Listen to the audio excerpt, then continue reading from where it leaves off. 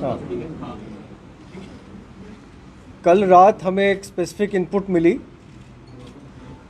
जिसमें हमें ये पता लगा कि जैश ए मोहम्मद ड्रोन के ज़रिए एक पेलोड ड्रॉप करने वाला है अखनूर के पास में। इस स्पेसिफिक इंफॉर्मेशन पे Jammu and Kashmir police, Jammu police की टीम एक वहाँ गई और उन्होंने वहाँ पे एम्बुश लगाया और तकरीबन 1 बजे रात को एक ड्रोन नज़र आया जिसने पेलोड को ड्रॉप करने के लिए हाइट नीचे की। जिस वक़्त वो नीचे आया पुलिस टीम ने उस पर फायरिंग की और ड्रोन को नीचे मार गिराया। ड्रोन के साथ एक पेलोड था जिसका वज़न तकरीबन 5 किलो था और जो बहुत अच्छे तरीके से पैक्ड था।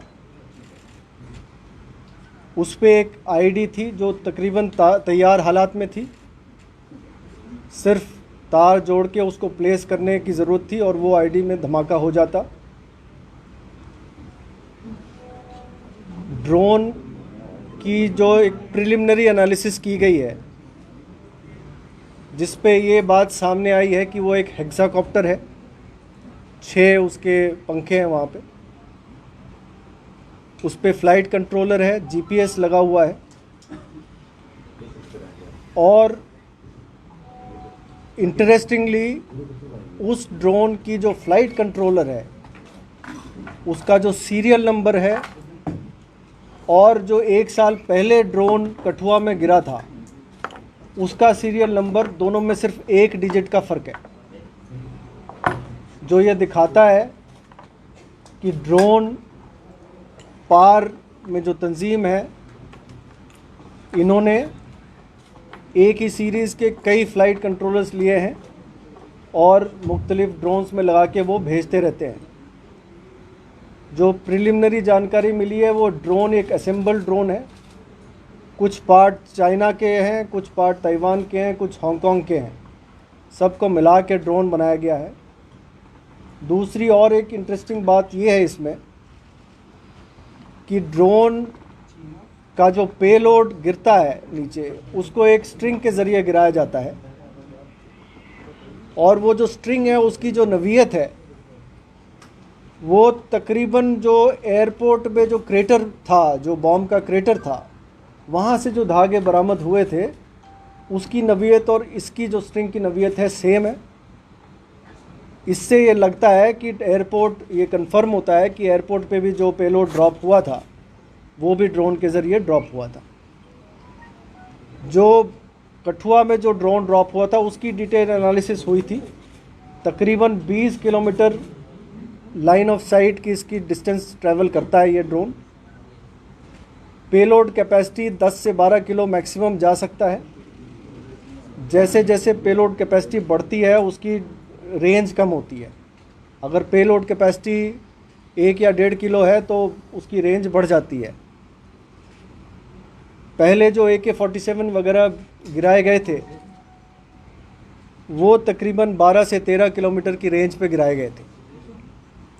आपको मैं ये बता दूं कि पिछले 1.5 साल में जितने भी ड्रोन सॉर्टीज़ आई हैं उनके ज़रिए जो वेपन्स ड्रॉप किए गए हैं उनको मुख्तलिफ़ इंटेलिजेंस इनपुट्स के द्वारा उनमें काफ़ी भारी मात्रा में अभी तक हथियार और असला बरामद हुआ है, जिसमें 16 AK-47 पिछले 1.5 साल में जितनी भी ड्रोन सॉर्टीज़ आई हैं 16 AK-47 राइफ़ल बरामद हो चुके हैं।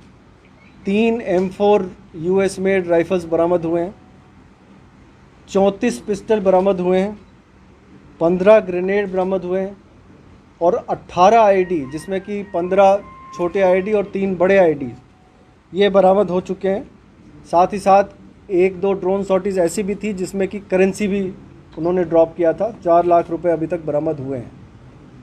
तो इस ड्रोन के गिराने से हमें उम्मीद है कि एक बहुत बड़ा हादसा जो जम्मू में हो सकता था, जो कि एक आईडी धमाके के द्वारा किया जा सकता था, उसको रोक दिया गया है। और साथ ही साथ आगे के कुछ ड्रोन सॉर्टीज जो इस ड्रोन के ज़रिए होते उन पे भी रोक लगी है।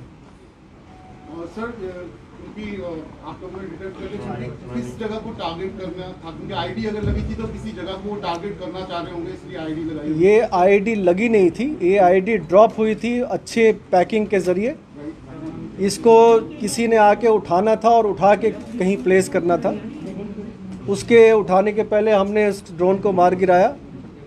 हमने इंतज़ार किया उसका, जो कि शायद वो प्रोस्पेक्टिव जो ड्रोन जो आईडी लेने आने वाला था, लेकिन वो हम वहाँ पे आया नहीं।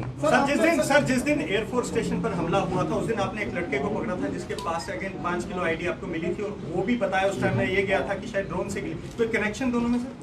अभी तक ऐसी कोई बात कनेक्शन नहीं मिली है, तफ्तीश जारी है। सर आपने कहा कि ये जो आईडी मिली है वो सेम ऐसी ही आईडी जैसे आईएफए स्टेशन पर ड्रॉप कराई गई थी, क्योंकि जो उसमें धागे थे वो उस तरह नहीं, ये नहीं कहा है। सिर्फ वो धागा जिससे कि आईडी गिरी थी, चाहे यहाँ गिरी हो चाहे एयरपोर्ट स्टेशन पे गिरी हो, वो धागे में सिमिलरिटी है।